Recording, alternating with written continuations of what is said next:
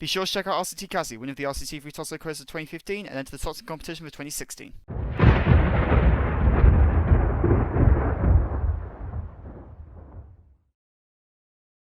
Hello and welcome to episode 32 of Let's Build the Ultimate Theme Park 2016.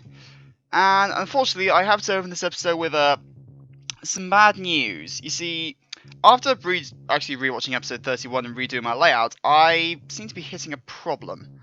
And if anyone read the description of my last video, then I thought that was just a one-off, but I've cleaned the park file and the game still crashes when I try to load a POV. So we may have a problem. And by we, I mean I. So I'll do my best to look into it. If anyone here is like super good at cleaning park files and knows some ways to really get RCT3 working, I'll probably have to try all the tricks I did in the book with Thingamajig, Vulcandar last year, but I am starting to get worried. It's fine building, but the minute I try a POV of this, it just crashes on the lift hill. And let's bear in mind that the cleaning it actually cut the file size almost in half. Like, that's how much junk was sitting. I'm amazed I managed to keep it going for 30 episodes. But anyway, worry about that later. Just it does make me slightly worried about whether or not I'll actually get to do a final montage. But anyway, so back to the matter at hand. What was I doing here? Well, since this is technically I'm not sure if it's an Arrow or Vecma, but either way, these actually chain of supports look amazing. So I decided to break out this set. This is Safari J's Arrow support set, though it has some really good lift hill pieces in it as well. But yeah, it's not the best, I know, but I still think it looks really good. So basically, this episode was sort of a bit around the houses, really. I sort of did a few things in this, really. Like I just did some terra painting, I did some made some tunnels, did more supports, and catwalks, a bit of everything really. Like there wasn't a direct theme, it was basically just working on this coaster. And hopefully I don't break the game in the process, because I really want to make this final montage. You've no idea how good this is going to be.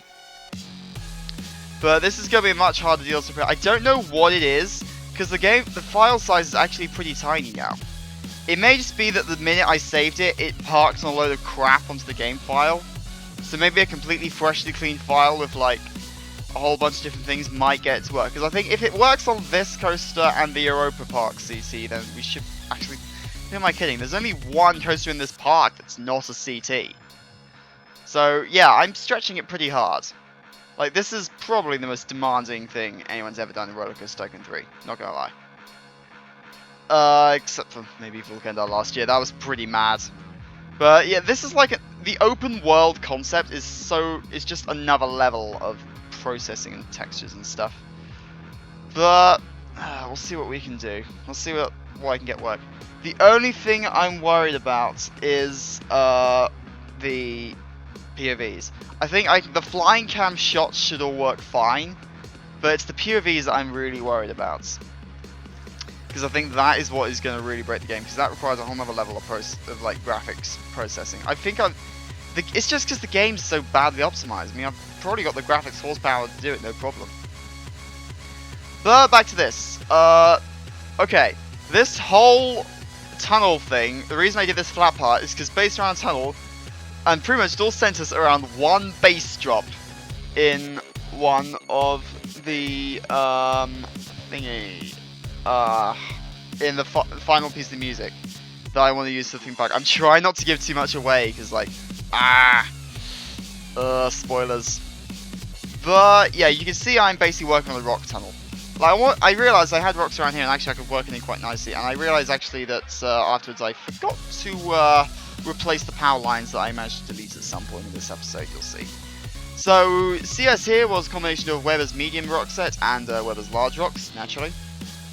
But yeah, doing this tunnel was actually quite annoying because I couldn't use the large rocks because otherwise I just get some clearance issues with the track going back past it. Speaking of which, I know I'm probably going to get some serious haters, or some people going in the comments like, why are you doing different colored supports? Because going from small supports to large supports does mean I can do a color change, but with the small ones, there's not really much point. So you can see here I'm using the kind of double flange technique. I did this again over on the B&M coaster on the other side of this park, and also with the B&M coaster. I can't remember the exact name. I think it was Strunmar. My dragon language is not particularly on point, so any Skyrim fans will probably correct me on the pronunciation of that. But that was also where I did this technique as well, which is actually where I first did and realized this is actually a really good idea. So, yeah, I'm just continuing this off. Then I realized actually it's probably just tied into the rocks around here, because that would probably work quite well. And so we just did just that. And at this stage, things were looking pretty good. I was just building up the detail, and at some point I broke out MGP rocks. But we'll see. I don't know. So, what was going on right here? Well, just more supports, really. Just nothing major. So, but this is... I can't believe this is going to be the final coaster. I really, really want to get a POV of this, because... Okay, I might as well just put this out there now. If I can get this POV working, this is what you guys are going to have to fight in the top 10. I'm just putting this out now. If I can get this going, this is probably going to be what you'll have to fight in the RCT3 Top 10 Coasters 2016. It won't win.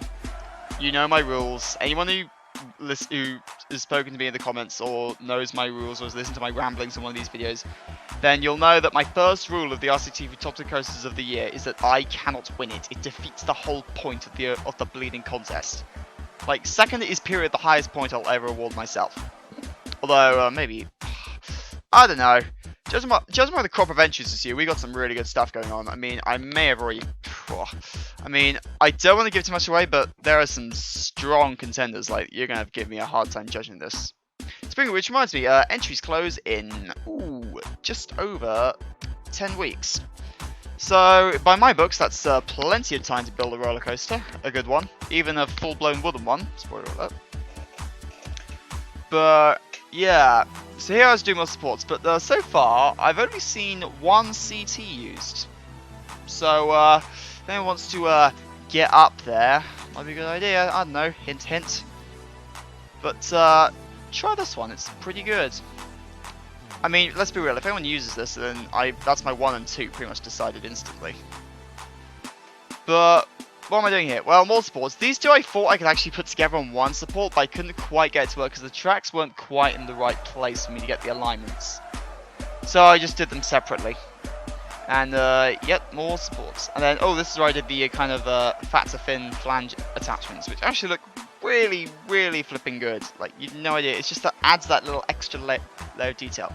Now, this is where actually supports got a little bit interesting, because I did a lot of this coaster is quite low-lying, which I do quite like. I do love a good terror hugging coaster, which is, like, you saw what I did with Ruckus earlier this year.